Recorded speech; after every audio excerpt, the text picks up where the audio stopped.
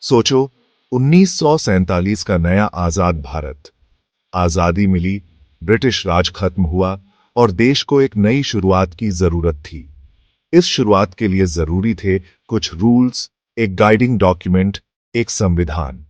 यह संविधान बताता कि आजाद और डेमोक्रेटिक देश के तौर पर भारत कैसे काम करेगा।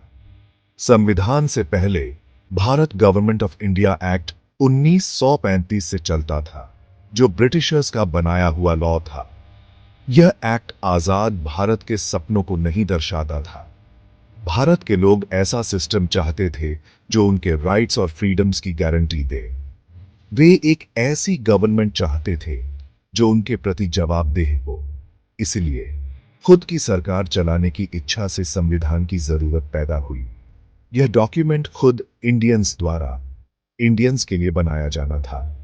इस डॉक्यूमेंट में इक्वालिटी, जस्टिस और लिबर्टी के वैल्यूज लिखे जाने थे, जिनके लिए आजादी की लड़ाई लड़ी गई थी।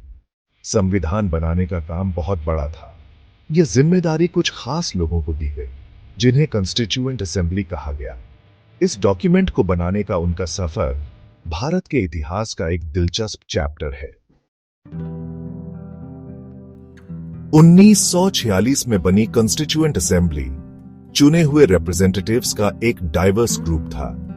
यह पूरे भारत का रिप्रेजेंटेशन करती थी और उसके अलग अलग समाज को दर्शाती थी। ये लोग अलग अलग बैकग्राउंड्स, रिलीजन्स और कम्युनिटीज से थे। इस असेंबली को लीड कर रहे थे इंडियन इंडिपेंडेंस मूवमेंट के बड़े बड़े लोग, जैसे जवाहरलाल नेहरू, सरदार वल्लभ भाई पटेल, डॉ. अंबेडकर और मौलाना आजाद। ये सभी संविधान को आकार देने में इंपॉर्टेंट थे। उनकी विजडम, फोरसाइट और डेमोक्रेटिक वैल्यूज के प्रति कमिटमेंट ने बहुत अहम भूमिका निभाई। असेंबली के सामने एक मुश्किल काम था।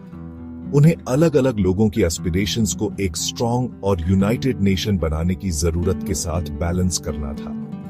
उनकी डिबेट्स जोरदार थीं, डिस्कशंस पैशनेट थे और उनका कमिटमेंट अटूट था। भारतीय संविधान एक कॉम्प्रिहेंसिव डॉक्यूमेंट है।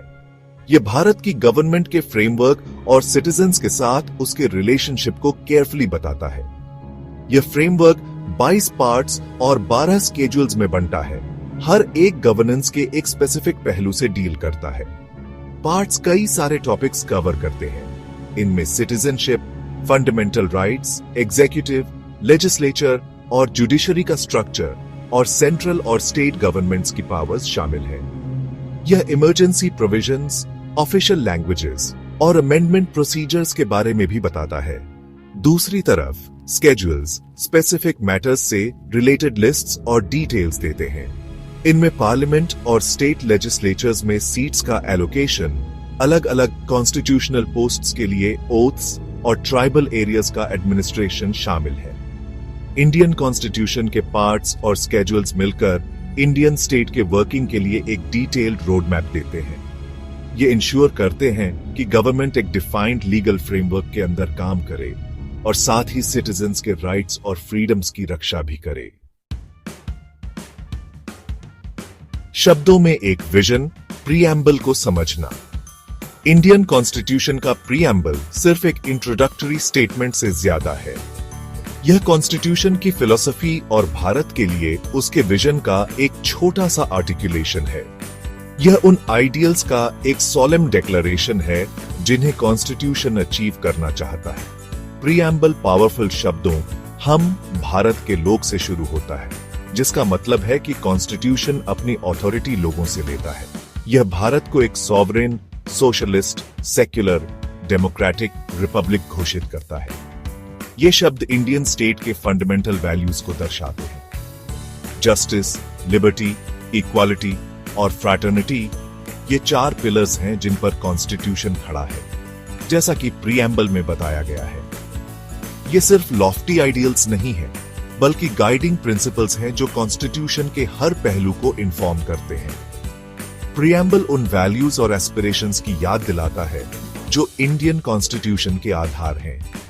यह एक बीकन की तरह काम करता है जो नेशन को ऐसे फ्यूचर की तरफ गाइड करता है जहां जस्टिस, लिबर्टी, इक्वालिटी और फ्रेटर्निटी हो। दुनिया से सीख, इंडियन कॉन्स्टिट्यूशन के बोरोड फीचर्स। इंडियन कॉन्स्टिट्यूशन बनाने वालों पर दूसरे डेमोक्रेटिक नेशंस के बेस्ट प्रैक्टिसेस का असर था।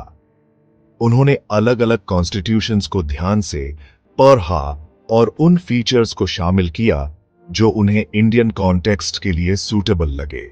यह बोरोविंग सिर्फ एनक्यूएल नहीं थी, यह दूसरे डेमोक्रेसीज की सक्सेसेस और फेलियर से सीखने की एक कॉन्शियस एफर्ट थी।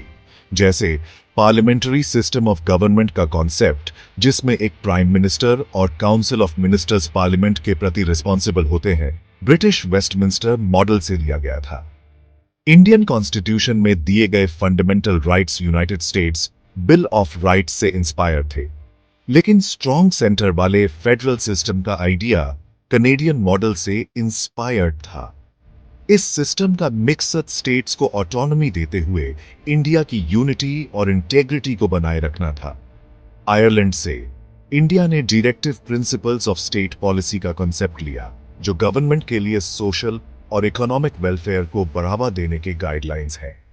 इंडियन कॉन्स्टिट्यूशन अपने फ्रेमर्स की विजन और विजडम का प्रमाण है। दूसरे डेमोक्रेसी से लिए गए कॉन्सेप्ट्स को इंडिजिनस आइडियाज के साथ ब्लेंड करने की उनकी एबिलिटी ने एक यूनिक और रोबस्ट कॉन्स्टिट्यूशनल फ्रेमवर्क बनाया है। इस फ्रेमवर्क ने इंडिया की अच्छी सेवा की है, जिससे वह नेशन बिल्डिंग की कॉम्प्लेक्सिटी से निपट सका है और एक वाइब्रेंट डेमोक्रेसी के रूप में इमर्ज हो सका है।